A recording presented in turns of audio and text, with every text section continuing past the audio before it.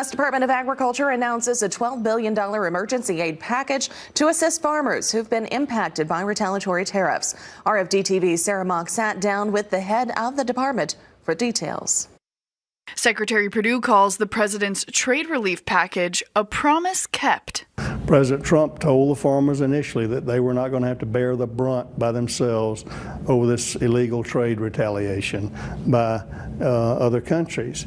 I think he has their attention, but frankly, he needs more time to get these trade deals done. The $12 billion program, in line with $11 billion in expected retaliation damage for U.S. ag, breaks down into 3 programs: direct payments for crops like soybeans, sorghum, and pork, a purchasing program for specialty crops, rice and legumes that will channel products to food banks, and a trade development program, which will put additional funds towards finding new markets for U.S. crops.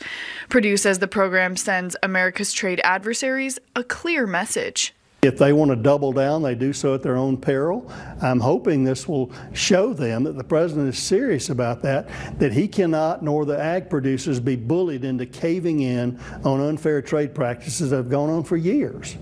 Though full details are yet to be released, Perdue says farmers should expect to sign up for the program shortly after Labor Day. Farmers can go into their Farm Service Agency offices across the country and sign up for the program, and it'll be done in 2 tranches. They can do the one after September the 4th, and then they can do another one 45 days later, October the 15th, for the remainder of their crop. Critics on Capitol Hill are unhappy with the administration's willingness to spend taxpayer dollars to help farmers rather than ending several ongoing trade disputes.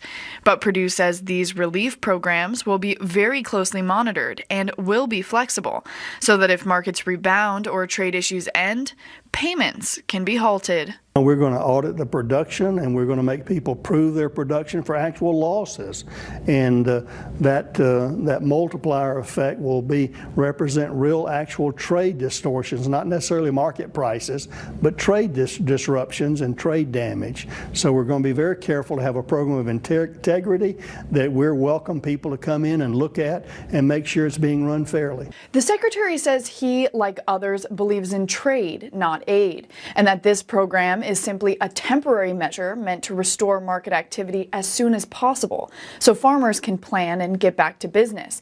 Even if trade disputes persist, he doesn't expect the program to be extended. For RFD-TV, I'm Sarah Mock in Washington. Thank you, Sarah. Well, ag groups are now reacting to the relief package. American Farm Bureau Federation President Zippy Duvall says the $12 billion package will provide a welcome measure of temporary relief to our farmers and ranchers who are experiencing the financial effects of the trade war. This should help them weather the rough road ahead. National Farmers Union President Roger Johnson says President Trump's escalating trade war with China and much of the rest of the world requires that we go to significant lengths to protect the men and women who grow our food, fuel, and fiber. Their livelihoods are on the line. And while the White House proposes trade aid to farmers, other industries share views on China tariffs during a 2-day hearing. The U.S. Trade Representative will decide whether to implement duties on $16 billion in Chinese goods. This would be on top of the $34 billion worth of products already taxed. House lawmakers also discussed trade yesterday.